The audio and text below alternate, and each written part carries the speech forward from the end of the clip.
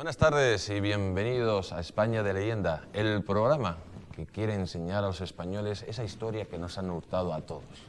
Esa historia de una nación que fue capaz de gobernar el mundo y de cambiar para siempre pues, su configuración. Y para hablar de España de Leyenda tenemos hoy a un invitado muy especial como es Borja Cardelús, escritor, hispanista y además presidente de la Fundación Civilización Hispánica. Buenas tardes, Borja. Hola, ¿qué tal? Buenas tardes. Bienvenido a España de Leyenda, un proyecto en el cual pues, estás metido de lleno porque también eres coautor de este programa, ¿no? Bueno, se hace lo que se puede. Antes de empezar lo que es el programa en sí, pues queremos enseñarle un nuevo libro que va a sacar en breve nuestro invitado, que se llama precisamente La Civilización Hispánica, que está editado por Edad y Borja, que pretende sobre todo mostrar a esta sociedad lo que supone la civilización más importante del mundo, como es la civilización hispánica, ¿no? Pues sí, porque es que parece una cosa fácil crear una civilización, pero no es nada fácil. Hace falta, en primer lugar, tener una base por lo menos de 500 millones de personas, que es lo que tiene la civilización nuestra.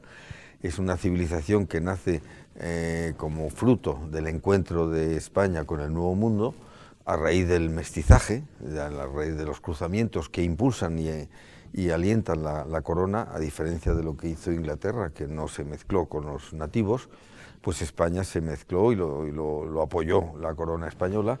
Y claro, se creó una raza híbrida mestiza importantísima, una de las dos mayores de la cultura occidental.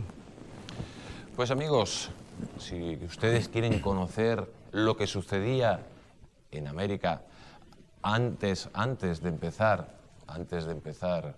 o de llegar los españoles, pues lógicamente se lo vamos a enseñar, porque en América no vivían un conjunto de tribus o de naciones digamos, en un paraíso terrenal. No, vivían imperios muy sangrientos que sometían con mucha dureza al conjunto de la población y que, gracias a la llegada de los españoles, todo eso acabó.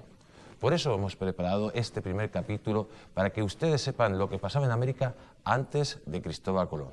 Vamos a ver este documental.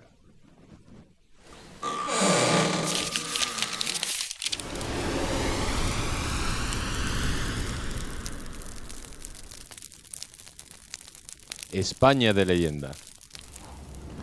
A finales del siglo XV, el continente americano permanecía aún sin descubrir para el resto del mundo. China había estado a punto de descubrir América. Un emperador de la dinastía Ming había puesto en marcha la llamada Flota del Tesoro, poniendo a su mando al almirante Zheng He. La flota, compuesta por 1.500 juncos de unas dimensiones 5 veces las de los galeones españoles, estaba recorriendo los océanos en misiones exploratorias y comerciales. Hacia la mitad del siglo XV había ya surcado el Índico y estaba a punto de aventurarse por el Pacífico, donde sin género de dudas se habría topado con el inmenso continente americano. Pero el azar intervino para cambiar la historia. Murió el emperador Zheng Di y tras él cambió la dinastía. La nueva dinastía se alineó con el confucianismo más radical, menos aperturista que la anterior, y decidió cerrar la expansión de China. La famosa Flota del Tesoro fue liquidada y el almirante Zheng He retirado. China, como muchas veces había hecho en la historia, cerró sus fronteras y se replegó sobre sí mismo. Y el continente americano quedó de nuevo oculto para el mundo, a la espera de que alguien lo descubriera. Oculto para el mundo, pero no deshabitado. El territorio americano se hallaba habitado desde hace al menos 15.000 años atrás, por razas que habían penetrado en el continente a través del estrecho de Bering y luego habían bajado hacia el sur. Otra opinión sostiene que esas gentes habían llegado desde Asia, navegando a través del Pacífico, sin que los investigadores se hayan puesto aún de acuerdo ni sobre la fecha exacta de llegada de los primitivos pobladores americanos ni sobre el punto de acceso al continente. Sobre lo único que hay acuerdo es sobre el origen asiático de los indios, y esto es algo que admite pocas dudas, con solo contemplar los rasgos orientales de los aborígenes americanos. distribuidas por todo el continente, existían centenares, si no miles de razas y tribus, desde el remoto Ártico, donde habitaban los esquimales inuit, adaptados al extremo frío, hasta la Patagonia y la Tierra de Fuego, donde vivían los Ona y los Teulche, cazadores de guanacos, no menos adaptados a los rigores de esas tierras remotas. Y en medio, en las selvas, desiertos, montañas y páramos americanos, se extendía un conglomerado de tribus, en general de pequeño tamaño.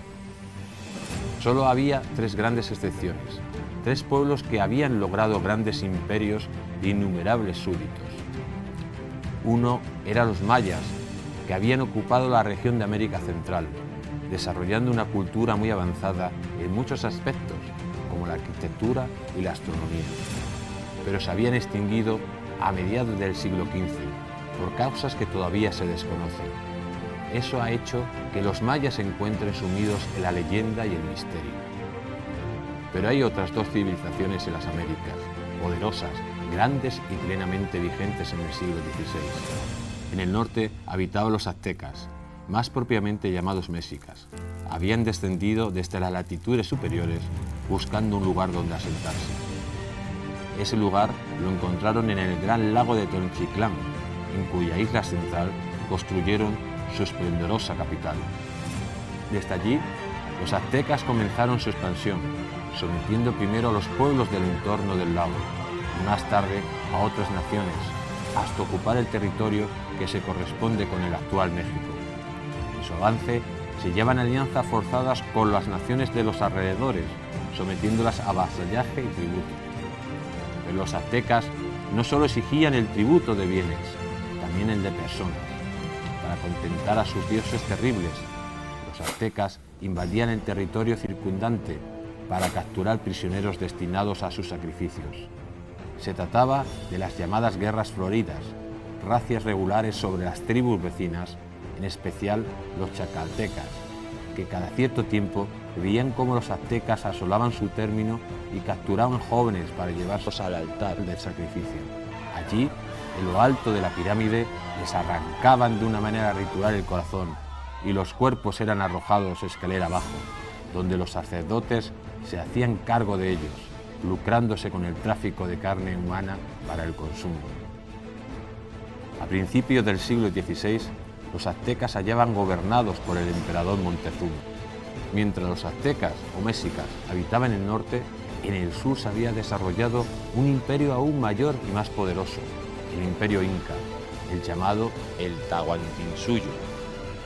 El imperio inca ocupaba una inmensa parte de América del Sur, desde Colombia hasta Argentina, desde el Pacífico a la selva amazónica. Era una organización extraordinaria, según un modelo autocrático y totalitario, perfectamente organizado y sumamente cruel con sus súbditos. Un precedente exacto y preciso de los regímenes comunistas que irrumpirían en el siglo XX. El imperio inca estaba gobernado por el Sapa Inca, quien se consideraba hijo del sol, el dios de los incas. El núcleo inicial inca se encontraba en la ciudad de Cuzco, en el altiplano andino. Desde allí, el pequeño pueblo inca, provisto de una formidable maquinaria militar, había ido conquistando una tras otra todas las naciones de los Andes, hasta conformar el inmenso y formidable imperio incaico, el Tahuantinsuyo. Los incas apenas hacían sacrificios humanos, pero mantenían sometida y sojuzgada a todos los pueblos de los Andes. Todos los aspectos de la conducta humana individual estaban regulados hasta el extremo y vigilados por un numeroso ejército de inspectores. Los individuos labraban una tercera de su tiempo las tierras del Estado, las llamadas tierras del Inca, y otro tercio las del clero, de modo que solo les quedaba una tercera parte de su tiempo para trabajar sus propias tierras. En otras palabras, la carga fiscal que pesaba sobre los sufridos pobladores de los Andes era del 66% de su trabajo.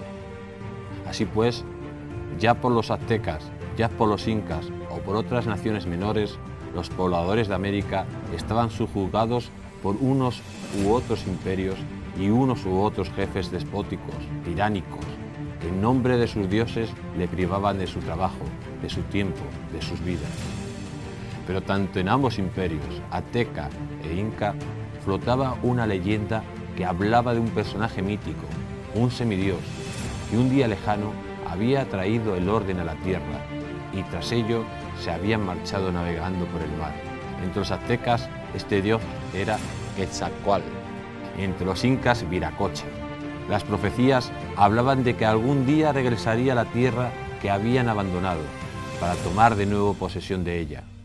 Y a comienzos del siglo XVI, en ambos imperios, el azteca y el inca, comenzaron a aparecer extrañas señales que vaticinaban que el momento estaba a punto de llegar.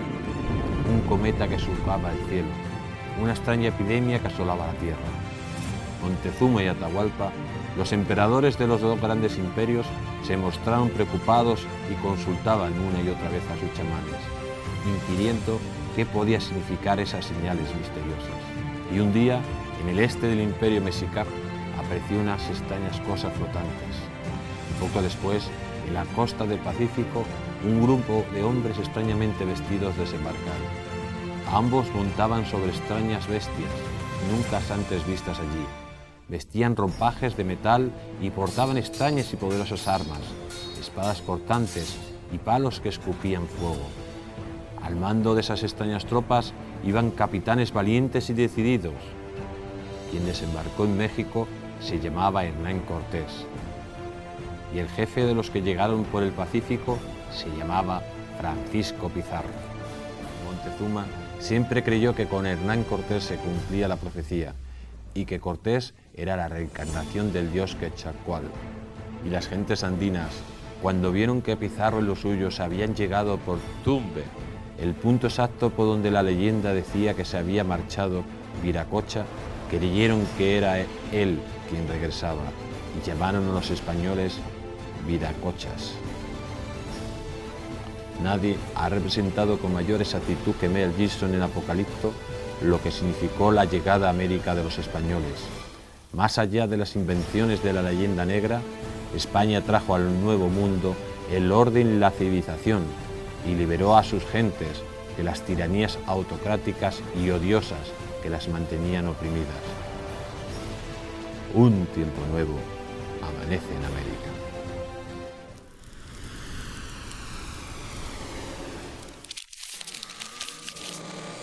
Hemos visto este documental donde muy claramente hablaba de la situación que se vivía en América. Y antes de llegar los españoles, pues todo lo que se producía. Primero hemos visto cómo los chinos pretendían realizar esa hazaña de descubrir el Nuevo Mundo. Al final no lo consiguieron porque se quedaron paralizados, pero hemos ido examinando cómo, por ejemplo, pues los aztecas no solo cometían sacrificios humanos, no solo se dedicaban a esas personas sacrificadas a, pues por ejemplo, utilizar esa carne para comérsela, eran caníbales. También los mayas hacían sacrificios humanos, o también veíamos cómo los incas pues prácticamente tenían en una situación de vasallaje brutal a su población, ya que el 66% de sus sueldos se lo quedaba el Estado. Prácticamente estábamos hablando, como se dice en el documental, de un régimen comunista. Pero antes de empezar ya a analizar todo el documental, me gustaría que Borja dijera unas primeras impresiones sobre lo que acabamos de ver. Borja. Bueno, sí, es cierto que, como dice el documental, hoy, si no hubiera sido por un azar de la historia, América hablaría chino. Eso está clarísimo, porque la flota del Tesoro, impulsada por el emperador chino de entonces y gobernada por un genio de la marina, como era el almirante Zheng He, estaba expandiéndose. La flota del Tesoro, como se ha dicho, eran unos juncos, cada uno de los cuales 5 veces superior a los galeones, podía llevar a más de 30.000 hombres, podía haber más de 1.000 juncos de esos, y empezó a explorar todo el Índico. No tenía afán conquistador, pero sí explorador y comercial, ¿no? Y cuando ya había, digamos, explorado el Índico, empezó a aventurarse por el Pacífico. Y sin el menor género de dudas, le quedaba muy poco tiempo para llegar al continente americano. pero en ese momento falleció el emperador, y el nuevo era confucionista, es decir, se cerró para adentro a la cultura china, y liquidó la flota del Tesoro, jubiló al almirante Zheng He, y América quedó libre para que un poco después Cristóbal Colón y España llegaran allí. Porque lo que muchísima gente no sabe en absoluto es cómo China ya en aquella época era una superpotencia que dominaba lo que era el Pacífico y lógicamente tenía una situación de más privilegio aún que España, porque hay que poner a España en situación. España en esos momentos había terminado una guerra de reconquista de prácticamente 800 años y luego posteriormente pues la gente pensaba en un principio que adentrarse en el Atlántico pues suponía tirarse prácticamente por una gran catarata donde caían todos los barcos, ¿no? Digamos que es el destino el que marca el descubrimiento de América por una nación, la nación más antigua de Europa como la española, ¿no? Sí, es decir, China ni muchísimo menos estaba atrasada, estaba más adelantada que Europa. De hecho, los grandes descubrimientos de entonces que hicieron posible las navegaciones son chinos. Por ejemplo, la brújula. La brújula es un invento chino y los chinos habían descubierto la pólvora antes que Europa. Sí es cierto que se sabía que en los círculos, digamos, más intelectuales y más conocedores, se sabía que la Tierra era redonda. Sin embargo, para la opinión pública no. La opinión pública creía que el mundo era plano y que por consiguiente adentrarse en el Atlántico suponía al final caer efectivamente por un abismo. Y además existían los terrores marinos del Atlántico, como eran la calma, los huracanes y los monstruos marinos, entre otros terrores. Eran 5 los terrores marinos, de tal manera que aventurarse por el Atlántico era una peripecia que nadie quería asumir, y por eso realmente es sorprendente que Europa no avanzara, pero existía verdadero terror adentrarse por el Atlántico. En cambio, los chinos estaban mucho más avanzados en este sentido y no tenían ningún miedo. Pues vamos a ver este corte del documental, cómo se presentaba la situación en aquella China, donde precisamente pues estamos hablando de un imperio muchísimo más avanzado en principio que cualquier estado o reino europeo. Vamos a ver el vídeo, dentro vídeo. A finales del siglo XV, el continente americano permanecía aún sin descubrir para el resto del mundo. China había estado a punto de descubrir América. Un emperador de la dinastía Ming había puesto en marcha la llamada Flota del Tesoro, poniendo a su mando al almirante Zheng He. La flota, compuesta por 1.500 juncos de unas dimensiones 5 veces las de los galeones españoles, estaba recorriendo los océanos en misiones exploratorias y comerciales. Hacia la mitad del siglo XV había ya surcado el Índico y estaba a punto de aventurarse por el Pacífico, donde sin género de dudas se habría topado con el inmenso continente americano. Pero el azar intervino para cambiar la historia. Murió el emperador Zhou Di y tras él cambió la dinastía.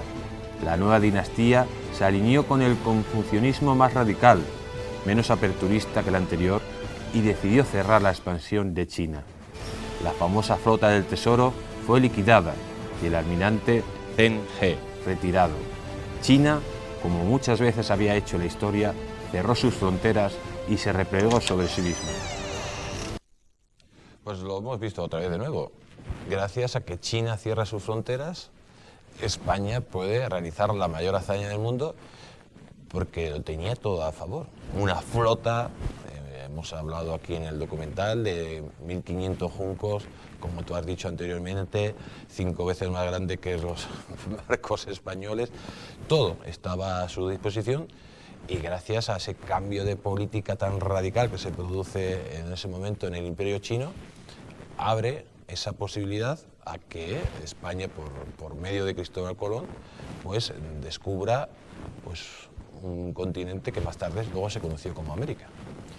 Así es, y ciertamente que sorprende un poco lo mucho que costó a Cristóbal Colón que le aprobaran la empresa. bien es cierto que esa empresa requería el apoyo de un Estado, ¿eh? Entonces no se podía concebir que la empresa privada acometiera una empresa de esa envergadura. Es más, el duque de Medinaceli, a quien Colón ofreció el viaje, dijo que no era una empresa de privados, sino una empresa de reyes, y por eso lo sometió con mucho trabajo y mucho esfuerzo, como todos sabemos, a la aprobación de los Reyes Católicos. Previamente lo había intentado con Portugal y las cosas no funcionaron porque Portugal sí que hubiera llegado a España, pero dio la casualidad de que contorneó el continente de África y se ocupó más de África que de América.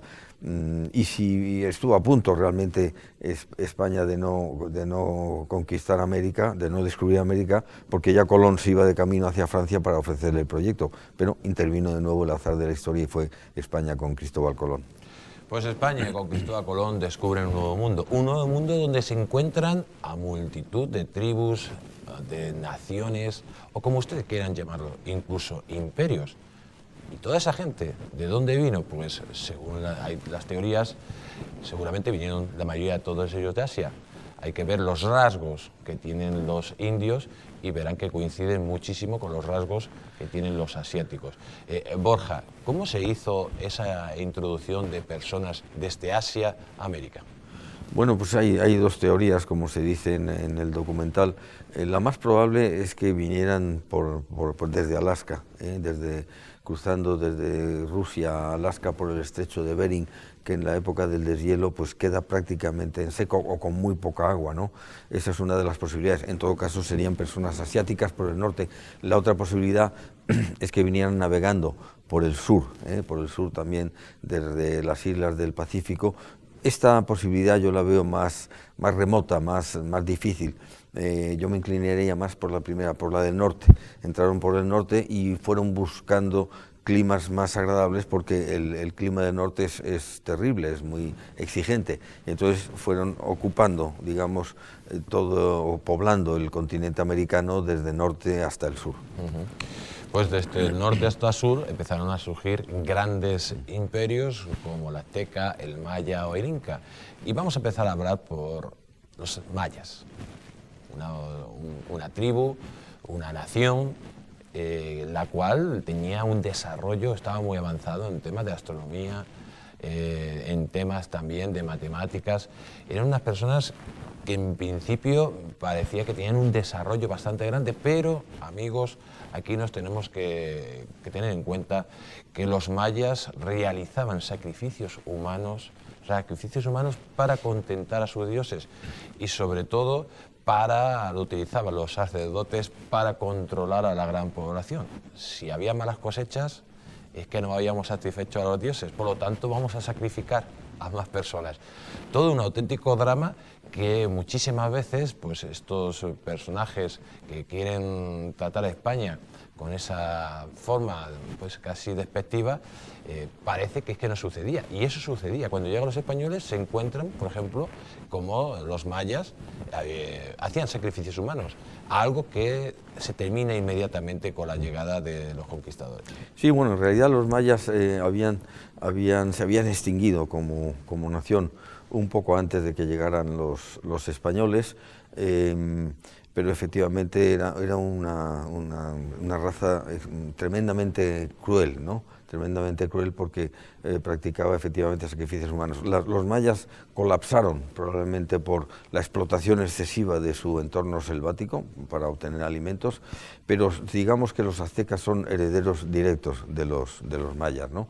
Y entonces sí se encontraron con un panorama francamente odioso en sí por la falta de humanidad que significa los sacrificios humanos, porque los sacrificios humanos los hacían en nombre de los dioses, pero en realidad eso encubría un mercado de carne tremendo del clero azteca, ¿no? Que utilizaba la carne para venderla, porque realmente había poca carne en el mundo azteca. De ahí es la razón última de los sacrificios humanos, la falta de proteína cárnica. Necesitaban proteína. Vamos a ver este vídeo donde vemos cómo los mayas practicaban pues esos sacrificios humanos. Dentro vídeo. Solo había tres grandes excepciones, tres pueblos que habían logrado grandes imperios e innumerables súbditos. Uno era los mayas, que habían ocupado la región de América Central, desarrollando una cultura muy avanzada en muchos aspectos, como la arquitectura y la astronomía. Pero se habían extinguido a mediados del siglo XV, por causas que todavía se desconocen. Eso ha hecho que los mayas se encuentren sumidos en la leyenda y el misterio. Pues ya hemos visto los mayas. ¿Tienes alguna teoría por qué desaparecieron los mayas? ¿Hay alguna teoría que diga, no que desaparecieran como, digamos, población, sino como Estado? Sí, es decir, colapsaron probablemente por falta de alimentos, explotaron agrícolamente en exceso el entorno, y eso, en un entorno como la selva, es muy delicado. Es decir, tú puedes despoblar la selva y plantarla porque es muy rica en humus, pero al cabo de 2 o 3 años se queda estéril la selva. Ajá. Si no repones con abonos. Eso todavía no lo conocían, ¿no?, en esa época. Y entonces colapsaron por falta de alimentos y se extinguieron, pero muy poco antes de llegar los españoles. Por eso están envueltos en la leyenda y el misterio, pero realmente era una sociedad autocrática terrible para los ciudadanos, como fueron las dos que les sucedieron, azteca e inca. Sí, seguramente que habrás estado en la zona de Cancún y sus alrededores, y habrán ido a Chichén Itzá, donde había un lago donde lanzaban a niños de 3 años y los sacrificaban. Los sacrificios eran brutales. O el famoso juego de la pelota, cuando jugaban con la pelota, el que perdía le mataban y jugaban con una cabeza. Sin embargo, tú ves los dibujos de Disney, el famoso Dorado, estos de dibujos de Disney, y sacan a los indígenas como si fueran casi civilizaciones que vivían en el paraíso hasta que llegan los españoles, ¿no? ¿Por qué han tratado a los españoles siempre con esa doble vara de medir y no se ha contado la verdad de lo que verdaderamente pasaba allí? Bueno, nos introducimos de lleno en la leyenda negra, claro. La leyenda negra antiespañola que acusa a España de genocidio. Pero vamos a hacer una cosa. Nos vamos unos instantes a publicidad, amigos, y volvemos hablándoles de la falsa leyenda negra antiespañola. Hasta pronto.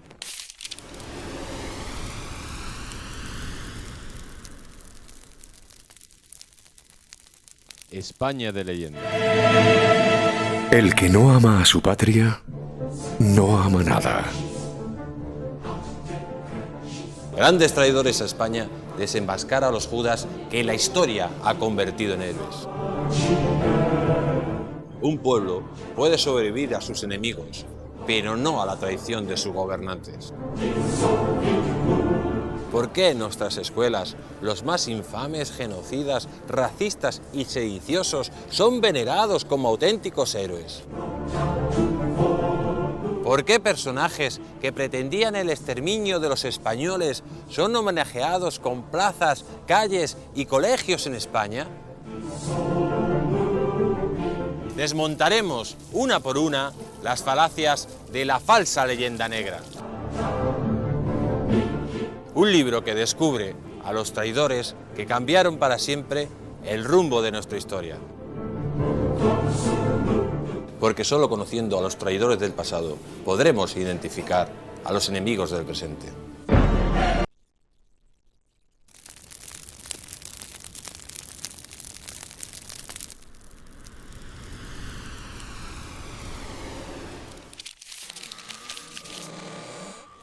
Hoy ya hemos vuelto de la publicidad, amigos, y continuamos aquí en España de leyenda. Y habíamos cortado a nuestro invitado precisamente cuando íbamos a hablar de leyenda negra antiespañola, porque nunca vemos que haya ninguna leyenda negra contra el resto de países, siempre es contra nosotros, contra los españoles.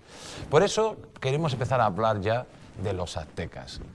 Los aztecas, un pueblo que está siendo reivindicado, por ejemplo, por un país como México. Parece que es que México, que lo creó Hernán Cortés, que es el padre de México, pues surge de los aztecas. Pero amigos, no estamos hablando solo de los aztecas, no estamos hablando solo de México, estamos hablando de una civilización como la civilización hispánica. Y México tiene que reivindicar lo que es una mezcla entre el indio, una mezcla entre el español, y el resultado es el México actual. Por eso, Borja, quiero hablar de la situación que vivía los aztecas y los pueblos de los alrededores. Esos pueblos que fueron sometidos, que fueron triturados, que fueron masacrados por la civilización azteca y que ahora mismo se está reivindicando al azteca como la civilización base de la civilización actual de México, cuando tenían que renegar de esa situación, ¿no? De un pueblo que hacía sacrificios humanos, de un pueblo que era caníbal, que era toda una auténtica aberración, que era un parque de atracciones del horror. Claro, ya es que además los aztecas no eran todo México, no eran todo México, eran un grupo que llegó del norte, de lo que hoy son de Arizona, de una parte de Arizona, y llegó, se instaló en Tenochtitlán y empezó a conquistar los pueblos limítrofes, estableciendo acuerdos con ellos, ¿no? Acuerdos nada satisfactorios para ellos, porque les obligaban a un vasallaje y a pagar unos impuestos terribles. Entre los impuestos estaban la entrega de personas para los sacrificios humanos. Esto fue especialmente duro con la nación tlaxcalteca, que estaba cercana a México, a unos 200 o 300 kilómetros a la capital, y a los que periódicamente les sometían... Les pedían impuestos. Quiero que veamos este vídeo para luego poder analizarlo y sobre todo ver las aberraciones que hacía pues este grupo indígena en América. Dentro vídeo. En el norte habitaban los aztecas, más propiamente llamados mexicas. Habían descendido desde las latitudes superiores buscando un lugar donde asentarse. Ese lugar lo encontraron en el gran lago de Tenochtitlán, en cuya isla central construyeron su esplendorosa capital. Desde allí, los aztecas comenzaron su expansión, sometiendo primero a los pueblos del entorno del lago, y más tarde a otras naciones, hasta ocupar el territorio que se corresponde con el actual México. En su avance, se llevan alianzas forzadas con las naciones de los alrededores, sometiéndolas a vasallaje y tributo.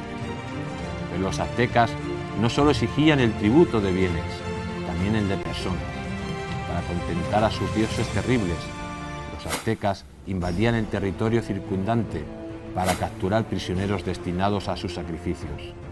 Se trataba de las llamadas guerras floridas, racias regulares sobre las tribus vecinas, en especial los chacaltecas, que cada cierto tiempo veían cómo los aztecas asolaban su término y capturaban jóvenes para llevarlos al altar del sacrificio.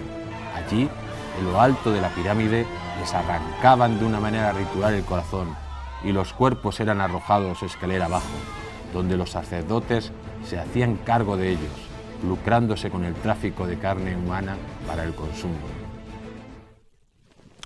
Pues amigos, ya han visto lo que hacían los aztecas. Si ustedes pasaban por México en aquella época y estaban descuidados, seguramente que caerían a la cazuela para que luego posteriormente se les comieran, ¿no? La verdad que son situaciones terribles las que están viviendo y lo que están descubriendo, ¿no? Recientemente se ha descubierto el famoso castillo de cráneos que describían los conquistadores y que lógicamente esos conquistadores, que eran gente ruda, fiera, que había visto mil y una cosas, se quedaron aterrorizados ante lo que hacían estos señores, que nada más y nada menos eran caníbales, realizaban sacrificios humanos y tenían al conjunto de las tribus de los alrededores pues en un estado de pánico y terror constante, Borja.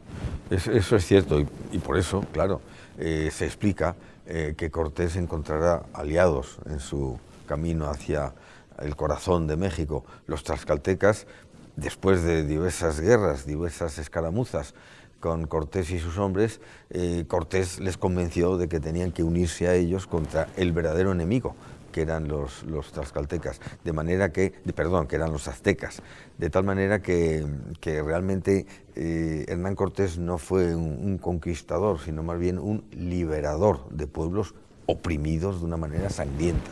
Pues yo quería hablar precisamente de Hernán Cortés. ¿Cómo México, que el personaje más importante de la historia de México es Hernán Cortés, que es verdaderamente el padre de México, reniegan de él y tienen como padres de la patria a Pancho Villa, a Emiliano Zapata o al cura Hidalgo, que bueno, un cura pues bastante promiscuo y que lógicamente lo que pretendía era romper la unidad hispánica. ¿Cómo México no reivindica al personaje más importante de su historia, lo pasa a un segundo plano y están reivindicando este indigenismo rancio y trasnochado que significaba el horror y la sangre? ¿Por qué se produce eso? A Zapata y a Villa o a Cuauhtémoc y Moctezuma, ¿no? Moctezuma no tanto, pero Cuauhtémoc es el gran héroe, o a Cuitláhuac, o a alguno de aquellos jefes sangrientos, ¿no? Es un error completo, pero yo creo que está cambiando la cosa, porque en este momento se está produciendo un hecho nuevo, y es que el indigenismo, por causa de que los indígenas han sobrevivido gracias a las leyes de Indias españolas, gracias a España, que si no hubiera sido España, no hubieran sobrevivido, no existirían, no podrían protestar, digamos. Bueno, pues este indigenismo, que es un indigenismo populista, pues está diciendo a los propios criollos, a los propios hispanos, que son forasteros, que esa tierra es de los indios, con lo cual los hispanos, los criollos, los mexicanos, digamos, de allí, o los bolivianos o los ecuatorianos, se encuentran sin raíces, se encuentran con que son forasteros en su tierra, y entonces obligadamente a la fuerza vuelven a sus verdaderas raíces, que son las que tú dices, las raíces hispánicas, las raíces hispanas, que son las auténticas de esas naciones que son una mixtura entre lo español y lo nativo.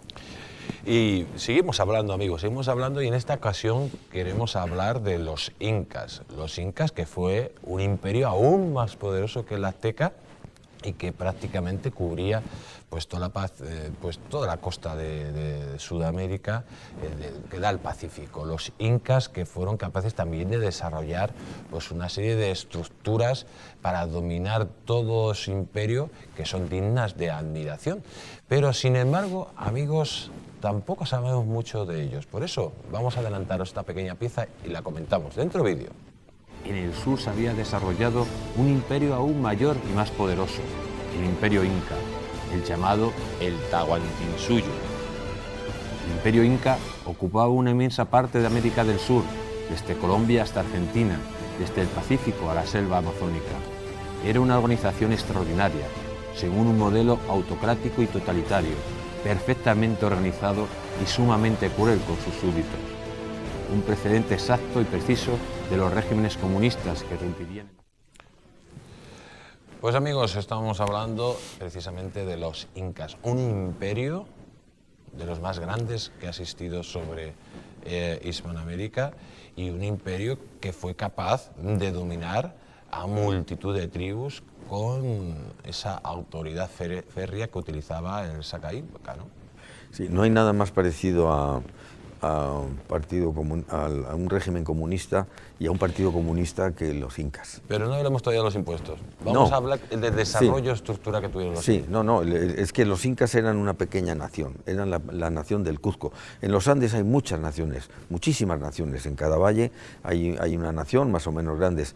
Los incas, que eran los que habitaban el Cuzco, nada más que el Cuzco y sus alrededores, diseñaron un sistema, una organización, gracias a un individuo excepcional que se llamaba Pachacútec, el Inca Pachacútec, el primer Inca, y desarrollaron un sistema mediante el cual pudieron empezar a extenderse por toda Sudamérica. Entonces, un sistema de comunicaciones increíble. De comunicaciones impresionante, a través del Gran Camino Inca, un ejército impresionante y una organización realmente prodigiosa.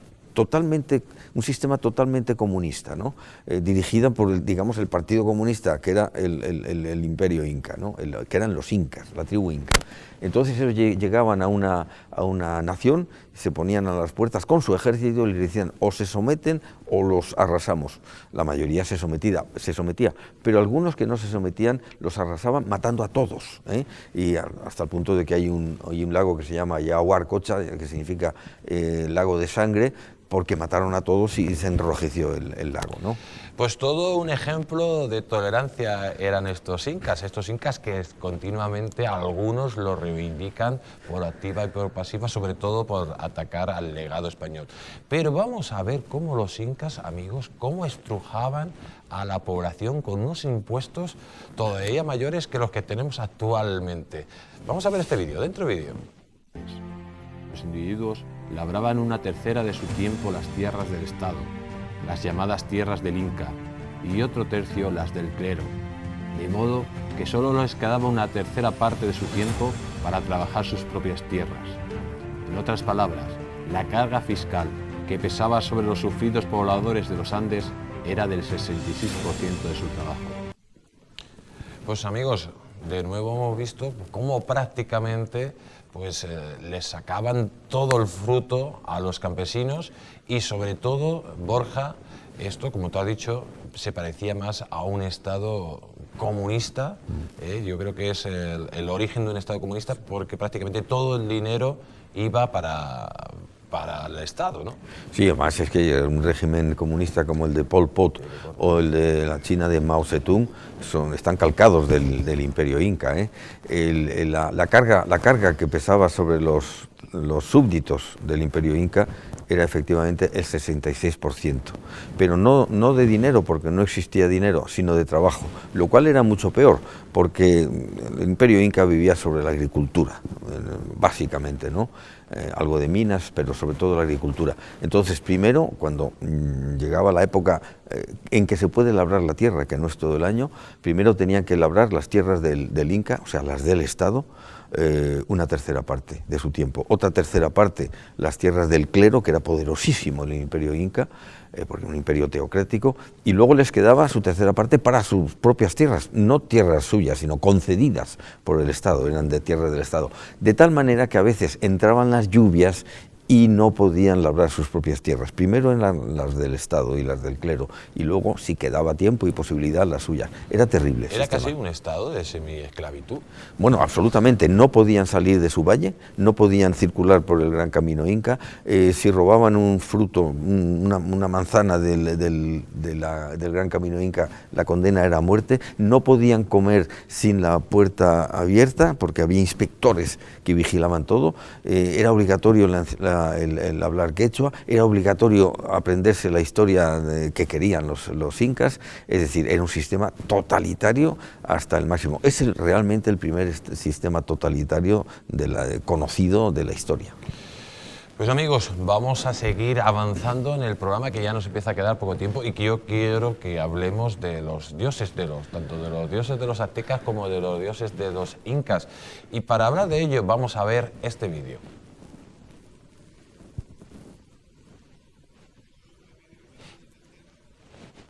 Bueno, al parecer no tenemos el vídeo, continuamos con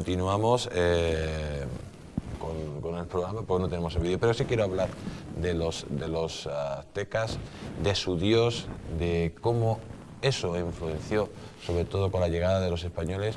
También pasa lo mismo con los incas, cómo la llegada, digamos, de elementos extraños a sus tierras lo relacionaron todo con la llegada de ese dios que había prometido volver. Sí, es una cosa realmente curiosa y sorprendente, porque en ambos imperios habían existido sendos personajes que habían estado, que habían gobernado, que habían enseñado a las gentes cómo comportarse. En el norte, en el Imperio Azteca, había sido Quetzalcóatl, un personaje mítico que se adornaba con las plumas de Quetzal, por eso se llama Quetzalcóatl, y un día se había marchado por el este prometiendo regresar para gobernar el imperio. Cuando Moctezuma oyó la llegada de unas casas flotantes y unos personajes que habían entrado por el mismo punto, pues pensó inmediatamente que volvía Quetzalcóatl. Y siempre el propio Moctezuma murió con el convencimiento de que era Hernán Cortés Quetzalcóatl, que había vuelto para gobernar a sus súbditos.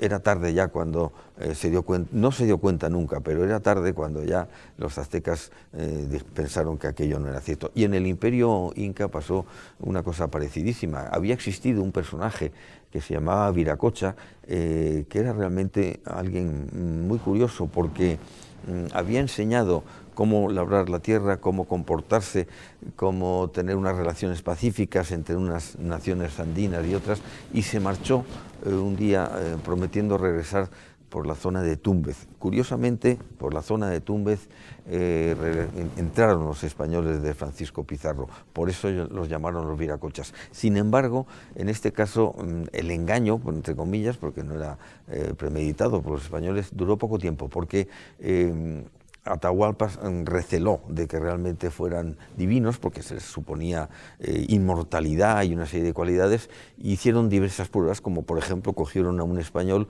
y lo sumergieron en el río para ver si era inmortal, y vieron que no era inmortal, de tal manera que Atahualpa supo que no eran inmortales, que no eran divinos, supo que eran mortales, y entonces se dispuso a dominarlos. Antes quería conocer a los caballos, y eso fue su perdición. Eso fue su perdición porque Atahualpa, amigos, mandó a un espía a investigar a Pizarro y a sus huestes, sobre todo para saber lo que pasaba con los caballos. Además, Atahualpa, que supuestamente dice la historia fue traicionado por Pizarro, no, desde el principio pretendía exterminar a Pizarro, y de hecho solo iba a dejar con vida a 3 personas: al herrero, al que cuidaba de los caballos y a una especie de veterinario, ¿no? Exacto. Y a esos 3 los iba a dejar vivos, pero primero los iba a castrar. Esas eran las intenciones de Atahualpa, y eso, cuando se produce el famoso enfrentamiento en Cajamarca, Pizarro sabe que Atahualpa pretende exterminarle con su ejército de 40.000 hombres y, lógicamente, se tiene que adelantar a los acontecimientos para poder sobrevivir, porque era una situación límite lo que pasa. Bueno, fue absolutamente obligado, claro, la historia habla de una gran masacre en Cajamarca. La masacre consistió en 175 españoles contra 70.000 incas. No se ve dónde está la masacre, es decir... Yo vi una vez, Borja, un documental hecho por alemanes, y estaban contando la historia, que en la famosa plaza los españoles habían preparado una trampa perfectamente establecida, y más o menos hablaban como que los arcabuces españoles tiraban como metralletas ultramodernas, y que tenían armas ultramodernas, cuando lógicamente un trabuco de aquella época, que tirabas un tiro y tardabas 5 minutos en tirar el siguiente, ¿no? ¿Hasta qué punto han cogido la historiografía anglosajona y la historiografía del resto de países y ha manipulado este hecho histórico sin precedentes? Porque, por ejemplo, si hubiera sido un inglés, esto lo hubieran presentado como el acontecimiento mundial de la historia universal, ¿no? No, por descontado, por descontado. Aquello fue un golpe de estrategia y de audacia de Francisco Pizarro y sus 175 hombres, que sabían que les iban a asesinar. Estaba previsto, como has dicho antes, perfectamente, pero Atahualpa quería conocer los caballos, y quería conocerlos porque era un arma, es decir, era un arma secreta, un arma nueva con la que podía extender aún más sus dominios, ¿no? Quería ese arma y no quería conquistar a los españoles sin que les enseñaran primero a manejar a esas bestias poderosísimas, ¿no? Pero realmente Pizarro se enteró de aquello y diseñó un plan suicida, porque verdaderamente enfrentarse a una masa de 60.000 personas que ocupaba toda la plaza de Cajamarca, pues es necesario una audacia y una inteligencia verdaderamente proverbial, ¿no?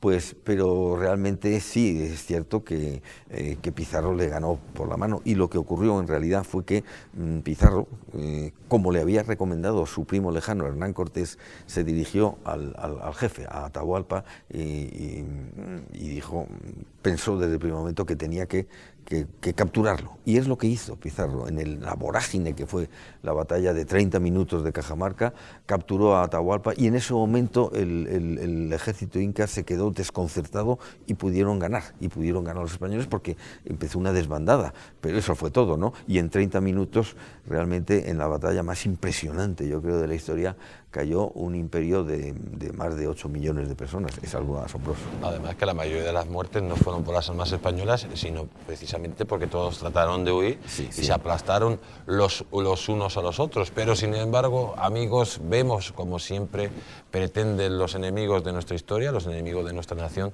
pretenden pues nuestros grandes éxitos, taparlos, y luego pues nuestros pequeños defectos, exaltarlos hasta lo máximo. Esta es la situación que vivimos actualmente en España. Y ya para terminar el programa, me gustaría un poco que que me comentaras, Borja, qué hubiera pasado si en vez de llegar los españoles a América hubieran llegado, por ejemplo, los ingleses.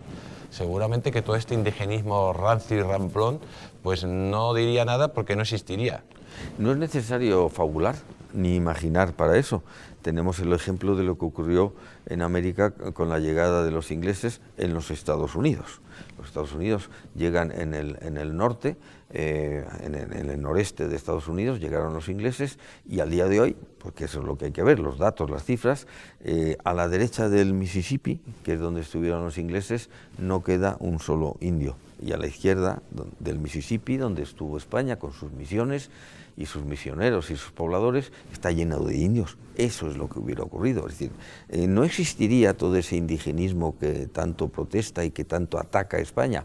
¿Dónde están los indígenas del noreste de Inglaterra? ¿Dónde protestan? No existen. Por consiguiente, es muy fácil acusar a España, pero la realidad de los hechos demuestra que donde estuvo España sobreviven las razas indias y donde no estuvo España no han sobrevivido.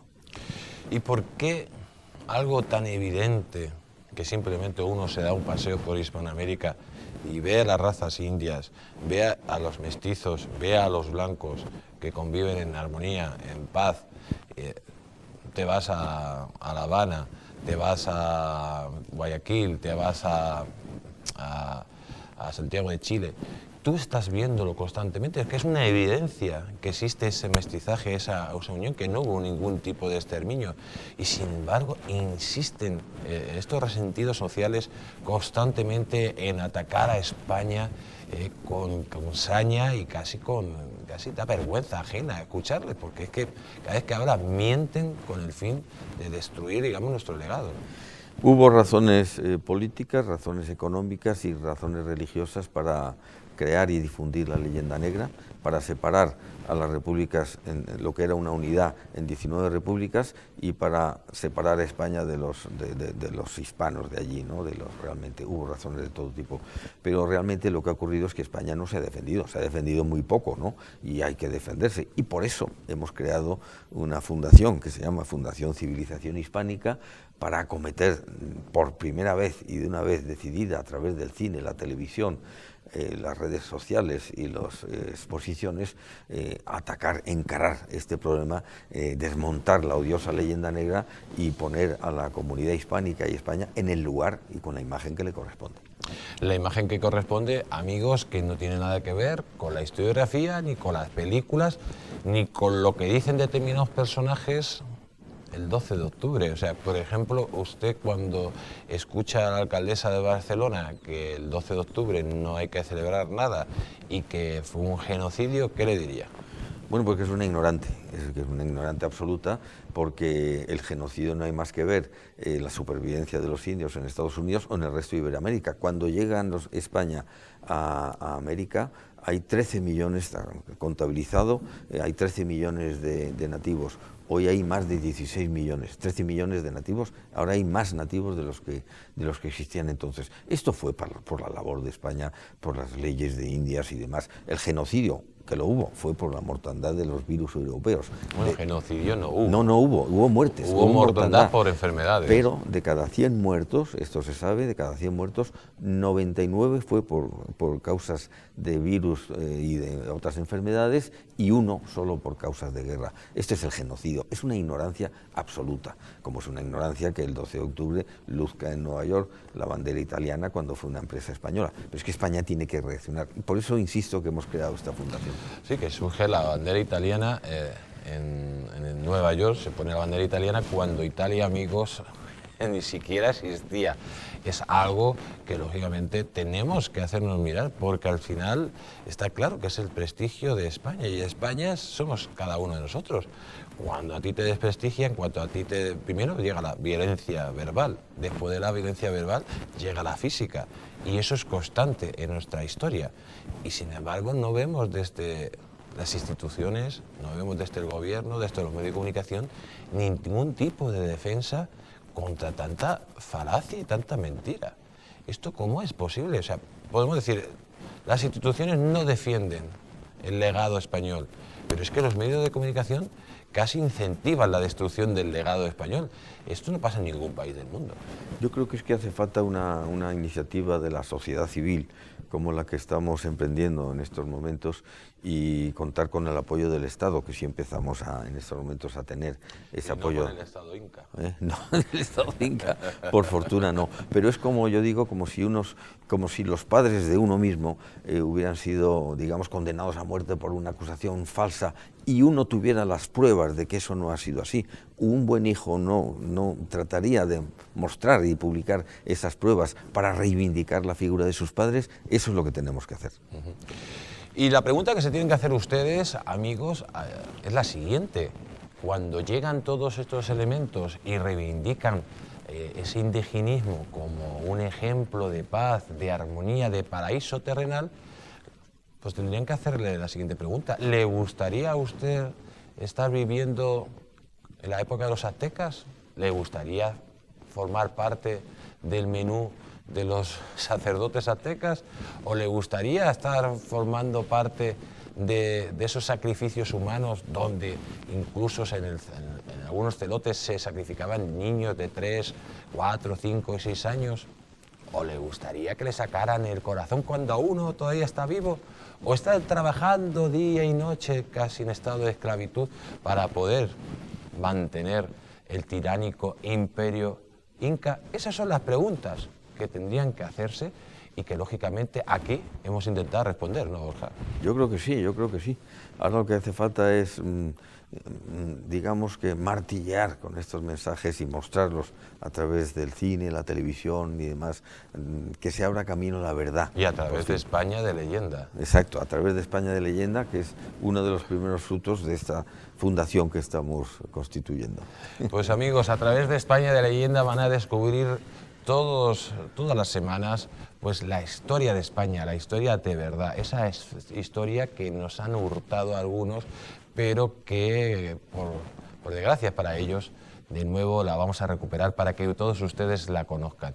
Y aquí, en Distrito TV, van a tener ese espacio para saber la verdad, porque solo sabiendo la verdad, amigos, podremos ser libres, porque no tenemos libertad hasta que no tengamos toda la información y sobre todo cuando vivimos en un estado de opinión pública. Por eso, os damos las gracias a todos por haber estado hoy aquí con nosotros. También damos las gracias a Borja Cardelús por haber estado con nosotros y nos vamos a despedir hasta la próxima semana aquí en España de Leyenda, en Distrito TV. No lo perdáis. Hasta la próxima semana, amigos.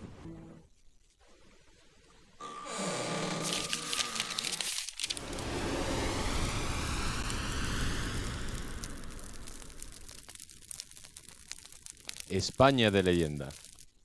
Cuando éramos invencibles, hace justicia a la historia de España. Un pasado olvidado, manipulado y ocultado a nuestra sociedad. ¿Por qué nuestro sistema educativo ha silenciado nuestra historia, convirtiéndola en una caricatura de lo que fuimos?